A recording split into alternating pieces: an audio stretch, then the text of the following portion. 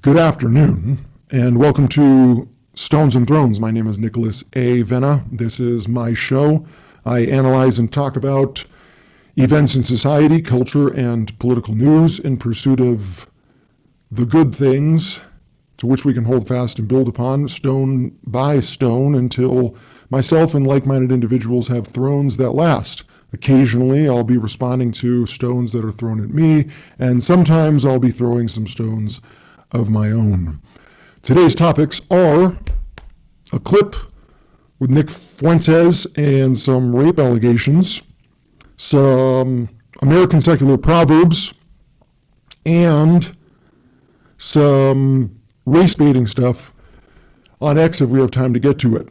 I'm going to start with item number 2, some of these American secular proverbs, just because I don't want to forget them. And I don't want them to get blended in. So, first, issues from dual income households or single income households where it's either just the man or just the woman or both working. And it seems that for men, if you work from home, you get devalued. If you work at the office, you get cheated on. If the woman works from home, apparently her friends are called fans. And if she works on the streets, her friends are called clients. But if she works from a corner office, then she will call her boss a rapist.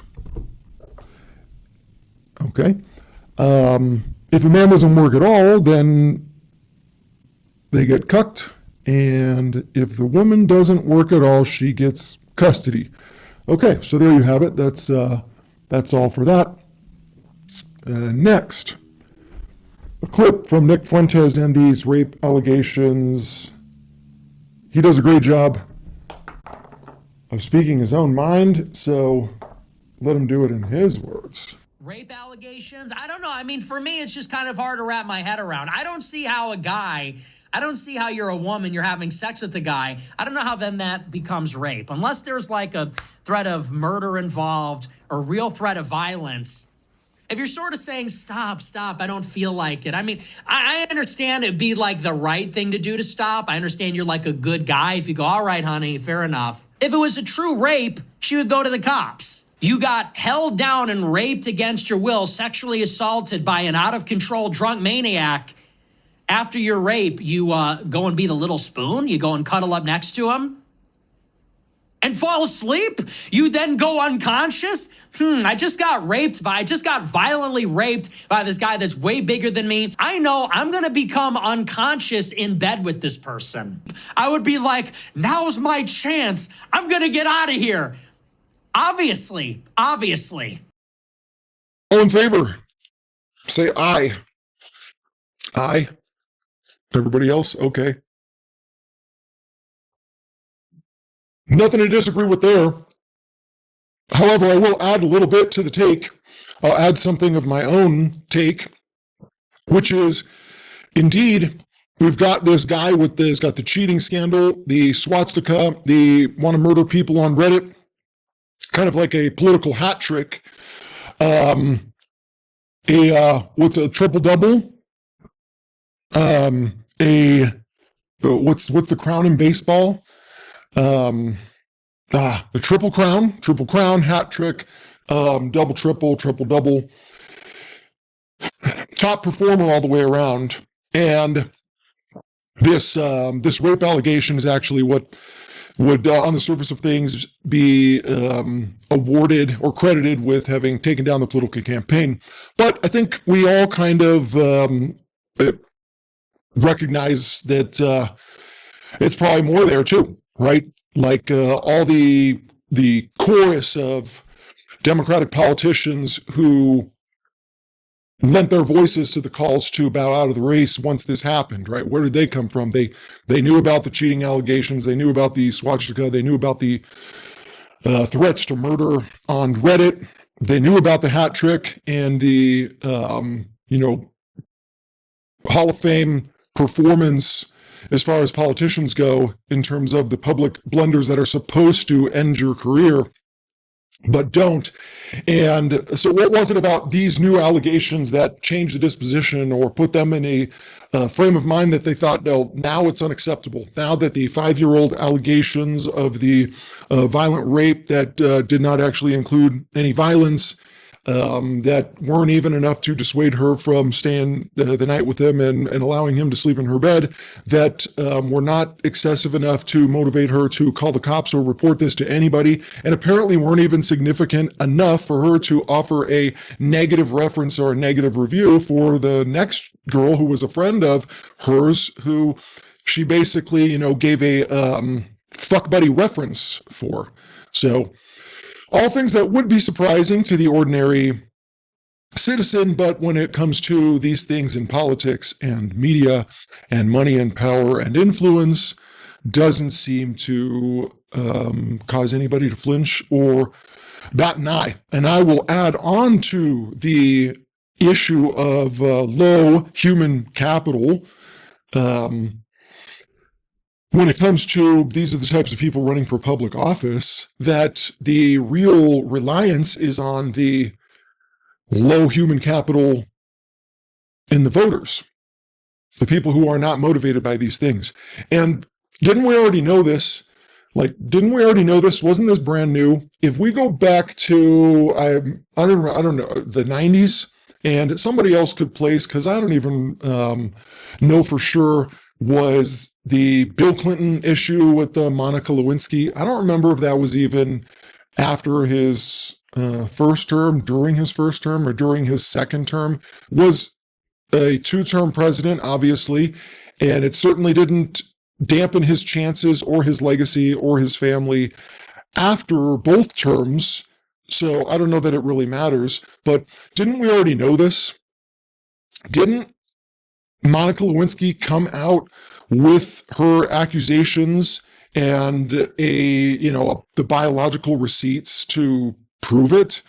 Didn't she come out and say what happened between her and Bill Clinton? And then didn't he come out and say famously, I did not have sex or sexual relations with that woman? Didn't he say that on the record to an ocean of media and cameras and journalists and microphones and scribbling pens and pencils and notes and hand recorders? Didn't he say that in front of all of those people all at the same time, and then subsequently come out to the same ocean of peoples and cameras and pens and journalists and recorders and tape cassettes and videos that I did have sexual relations with that woman?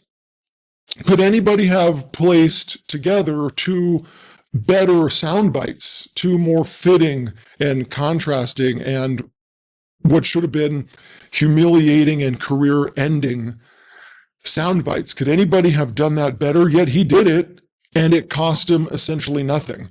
And this was back in the 90s. What are we? The 10s, the zeros, the 2000s, the 2010s. Now we're more than halfway through the 2020s. We're 25 years into this century. That was almost 20 years before the end of the last. We're talking 40 plus years. Okay? 4 decades, the better part of 3-4 decades, that we've already known this. We saw this play out. And then, just in case anybody forgot, didn't Donald Trump survive the you can grab him by the pussy? In the Me Too era, didn't Donald Trump survive grabbing him, the promotion on camera with a microphone? Didn't he survive? Remember, isn't it supposed to be like, oh, a picture's worth 1,000 words? And what about what if a picture is worth 1,000 words? What's video and audio with your face, where you can't even deny it with the promotion, the exuberant, the jubilant promotion of grab 'em by the pussy, like it was a bowling ball? Didn't Trump survive that? Not once, but twice. 10 years ago. So nothing's new under the sun. The takeaway has to be clearly, irrefutably, that These politicians don't fucking care. That's the takeaway.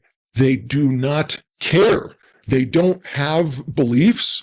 They don't have morals. They don't have ethics. They don't have policies. They don't have positions.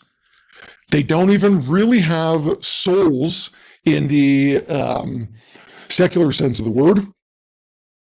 They're just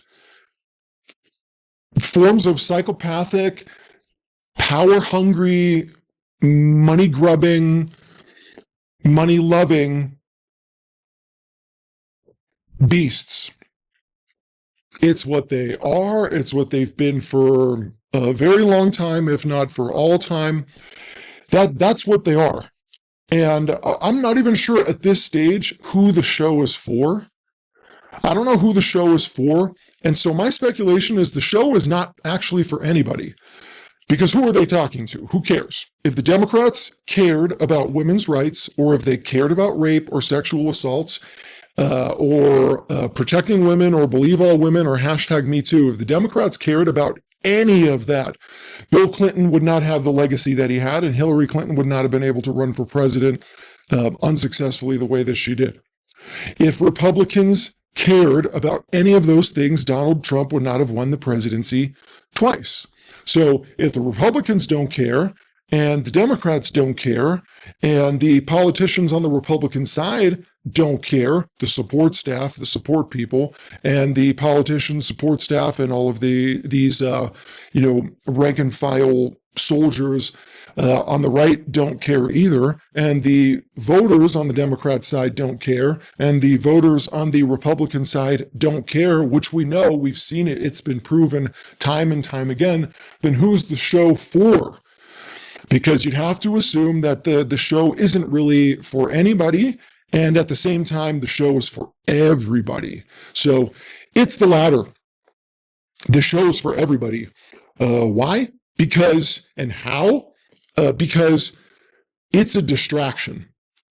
Once they decide that they're going to chop a candidate for this reason or that reason or one reason or another reason, any reason or no reason at all, then they just come up with the distraction, the sole purpose of which is to distract you and conceal from you or otherwise obscure or obfuscate any investigation into what's really happening and why a candidate is really being replaced. Yes, there's political capital. That's certainly a thing. But at this stage in the game, this late in the game, is there any indication in politics that anybody who is deeply entrenched on the left would switch sides, or anybody deeply entrenched on the right would switch sides? Does anybody actually have that impression? And as far as the quote-unquote swing voters, is there any indication that swing voters have any interest in morals or ethics or whatever else? And the answer is no. No, because if they did, then you would see data, measurable, verifiable, and practically useful, actionable on both sides after scandals like what happened with either Bill Clinton or Donald Trump or a bunch of others in between.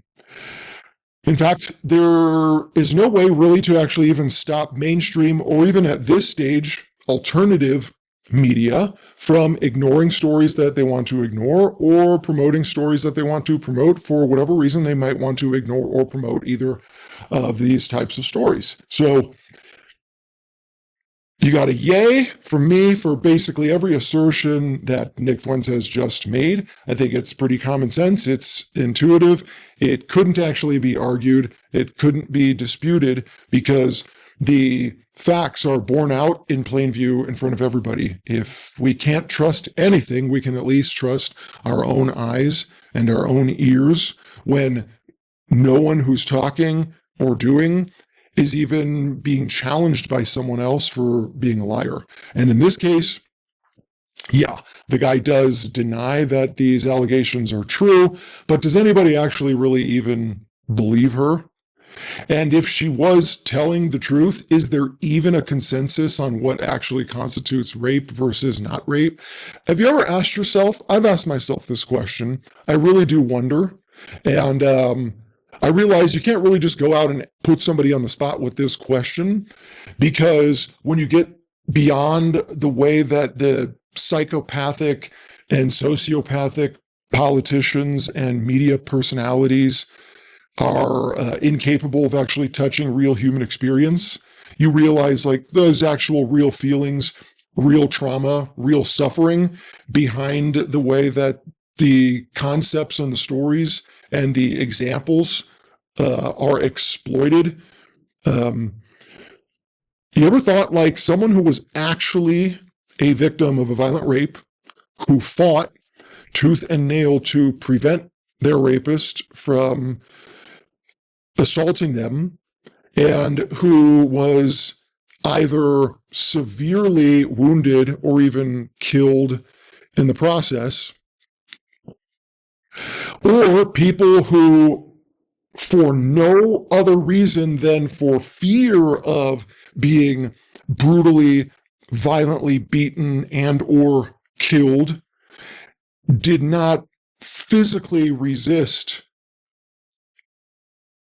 the perpetrator. Have you ever considered what their reaction would be, what their thoughts are about hearing someone say, well, yeah, I was in a sexually active or sexually active relationship with someone. I was in a situationship, which, okay, so you're basically just prostituting without getting paid, based on the promise of future benefit. They would call that like being a whore or being ambitious or being shameless, but no, not today.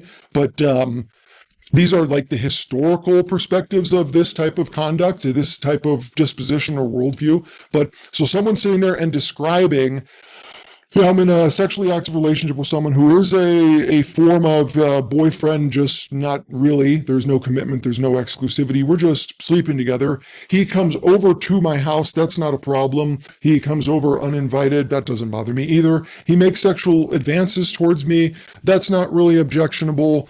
He begins to have sex with me. I then tell him I don't really want to because my back hurts. He does it. Proceeds anyway in the absence of any further objection from me. And then we slept in the same bed together. I asked him questions about it the next morning. I thought maybe I was pregnant. We continued to date for another month.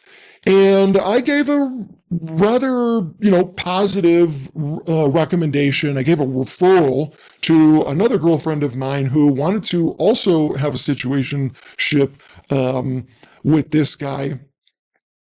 And, I didn't really have anything too negative to say about him. Otherwise, like a pretty decent recommendation, a good referral. Even wrote him a reference letter. And, but the more that I thought about it, I feel like that's rape.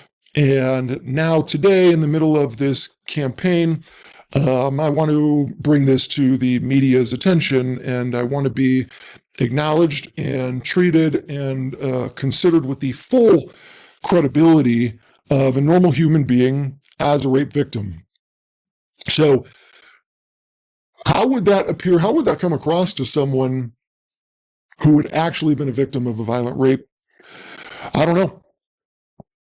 I could honestly see people, because I've interacted with people who have actually been victims of horrific things, I could actually see people react to that actually with violence. I could actually see people committing acts of violence against someone for doing that in such an outrage for all different reasons, not the least of which is how many women, even some men out there, have been told, we don't believe you, precisely because of how rampant these types of allegations are.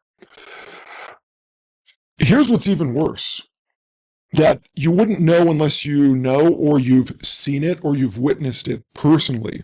But the manner in which this particular woman describes this, oh, I told him no, and then he proceeded anyway, and I didn't offer any further objection after that, who then sort of openly admits that this person would never otherwise even have the impression that they had done anything that was unwanted because of the way that the alleged victim behaved and conducted herself afterwards. And what's actually really terrible about that is when you look at someone like that and you listen to them, there's this presumption that the admissions themselves are so outrageous, so utterly ridiculous, that there's this presumption that, well, they've got to be telling the truth. The rest of the story must be true, because look at the things that this person is actually admitting out loud, when it should be easily anticipated that the criticisms would be severe, widespread, and off the charts and impassioned. The crazy thing is, that's not even true. It's not even true that someone who in the same interview would be admitting all of these things. It's not even true. It's not even true. It's not even true. It's not even true that someone who would admit openly to all of these things that could be easily anticipated to result in intense backlash, incredulity, criticisms, and very impassioned criticisms, must be telling the truth about these other things, because many people, including myself, have actually witnessed firsthand people give witness testimony like this that we knew as an objective fact and witnesses to the same events ourselves were actually lies.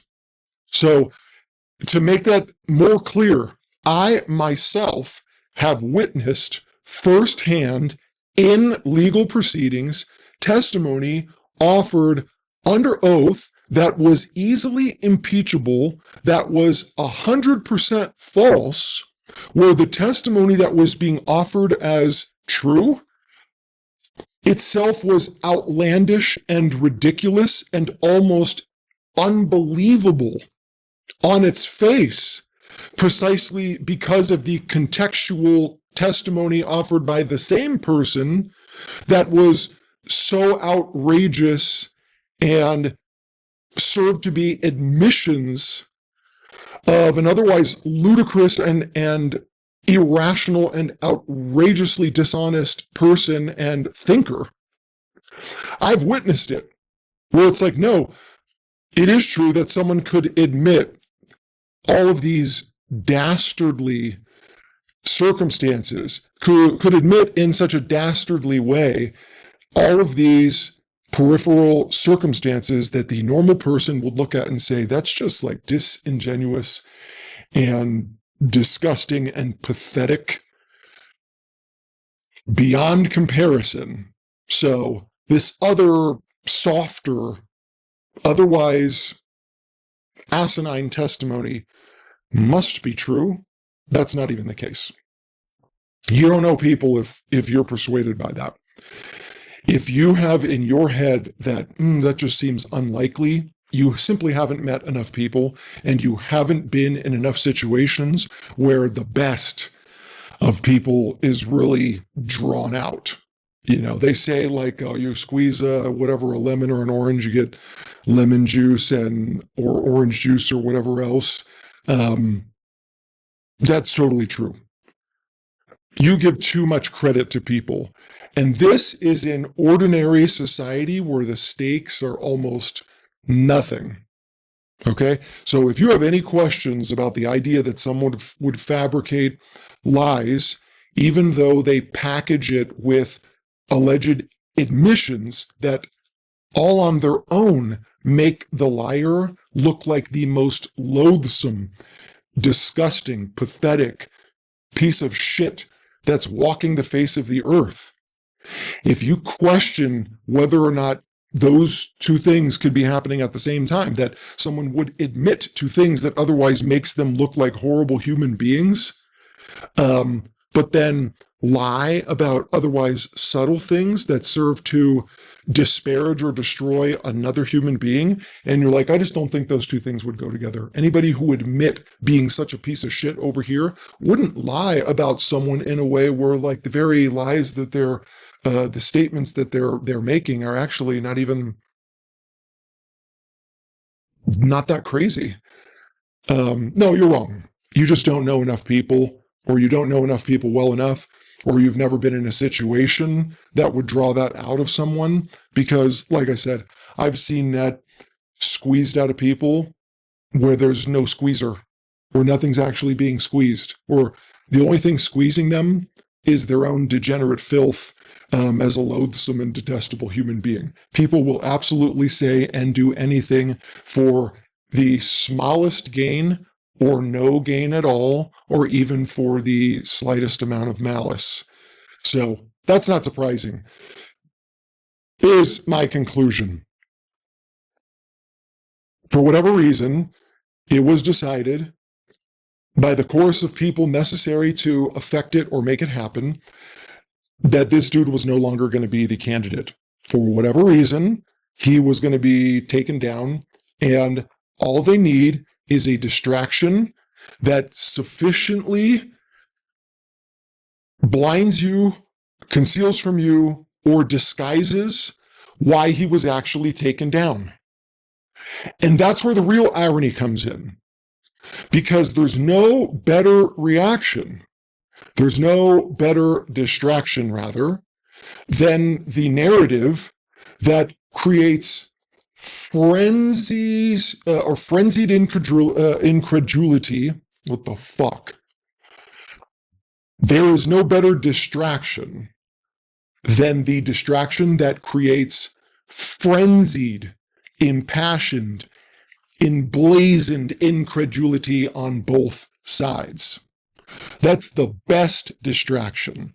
Offer up an absolute, undeniably degenerate, lying piece of shit to offer pathetic and weak testimony against someone who's already survived much more credible and much more offensive testimony, such as the cheating on his wife a bunch of times, having a tattoo that's sort of like a swastika, or recommending that people should be murdered on Reddit. Like, that's all credible testimony. Those are things that really actually happened. Those are demonstrable and those are true.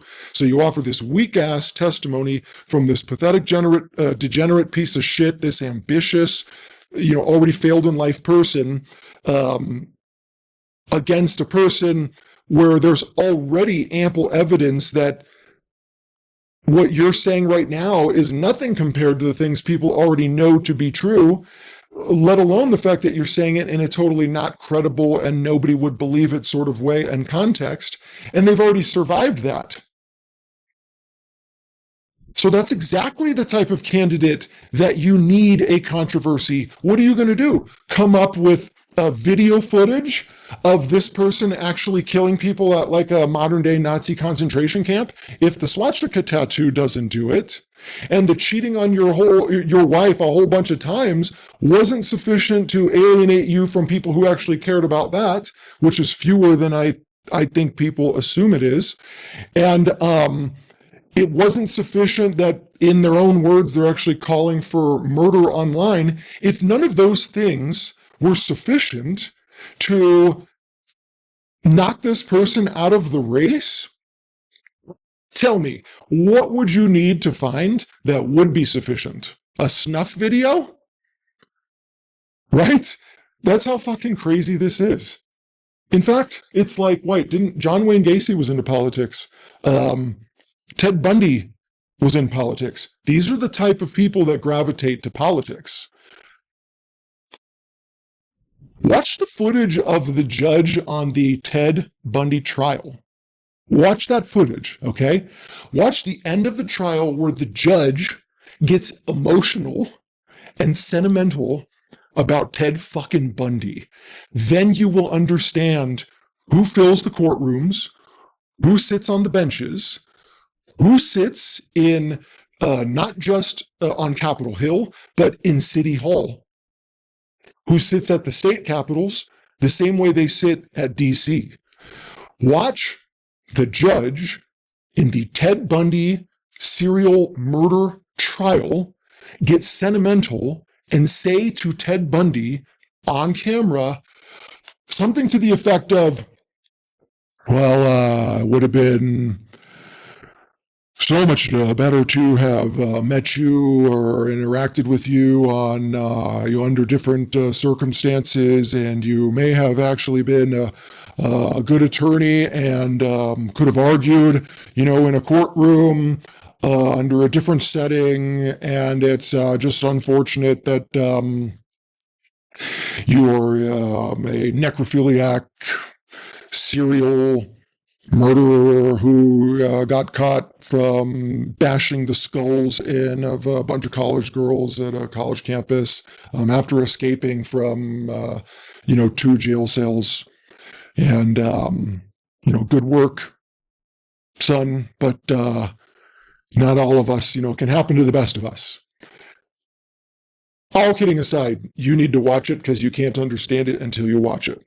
Then watch a documentary on the things that Ted Bundy actually did, returning to corpses that he copulated with over and over again until he just literally could not stand it anymore, which I don't think actually occurred until the bodies started to decay. So that's the type of dude that was in a courtroom. That was a judge who listened to that testimony for the length of that trial and then got sentimental about it at the end because Ted Bundy wasn't like toothless and was articulate and had some charisma and seemed pleasant and normal in a courtroom. So that's not unique. I would never suggest that that judge is unique or worthy of criticism in a way that any other judge in this country is not. These are the people filling city halls, filling state capitals, filling up Washington, D.C. These are your leaders. Welcome to your leaders. Get to know them and know them well. Anyway, that's my take. No one should be surprised at that. No one should be surprised at that. These are politicians. The right and the left are devoid of any morals. That doesn't mean don't participate politically. The only way that you could do anything if you can't do anything else, sure, is to vote. And that's why these people lobby for your vote so hard on both sides, and that's why they bother. That's why they bother to come up with excuses like, "Well, this guy's going to be pressured to abandon his campaign in such ridiculous and easily criticizable ways." So, but it's not about that. I don't know what he did. You're never going to find out unless you already know and you're on the inside. But one thing is for sure, if you are aroused at the injustice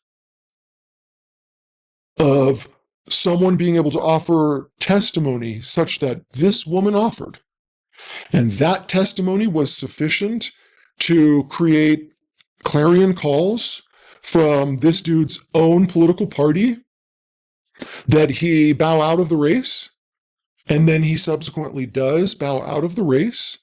If you're aroused by the apparent hypocrisy and injustice of that, then on the one hand, yes, at least you're human, at least you have a sense of justice. But on the other hand, yes, you are also totally blind to who these people are, what they're really like. They have no morals. They have no beliefs. They have an affection for power, and they take it wherever they can get it. This should have been obvious to people forever. Has anyone ever asked themselves the question, what's the correlation between being anti-gun rights, pro-LGBT, anti-family, pro-high taxes and redistribution, and pro-sexual degeneracy, pro-mass immigration? All of those issues, in what way are they correlated? Similarly, in what way is there a correlation between someone who's like, I want a very small government, I want super low or no taxes, I want family values, I want bazookas to be available at every 7-Eleven, and snipers, sniper rifles, and body armor, and I hate weed, and I hate drugs? What's the correlation between either of those sets of beliefs and values? The short answer is there is no correlation between them. There is no correlation between them.